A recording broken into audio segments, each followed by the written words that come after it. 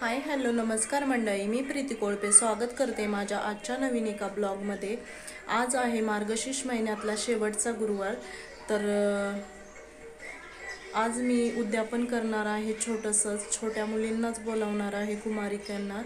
बघूयात कसं होतं कसं नाही ते। आणि मी पूजा वगैरे मांडून आरती करून घेतलेली आहे। व्हिडिओ शेवटपर्यंत नक्कीच बघा, चॅनलला कनेक्टेड राहा आणि चॅनलला सबस्क्राईब केले नसेल तर चॅनलला नक्कीच सबस्क्राईब करा। चला तर मग वेळ न घालवता व्हिडिओला सुरुवात करूयात। मी उद्यापनासाठी महालक्ष्मी व्रताची पुस्तकं आणलेली आहे, केळी आणि फुलं देऊन उद्यापन करणार आहे। तर साधं सोपंच करते उद्यापन।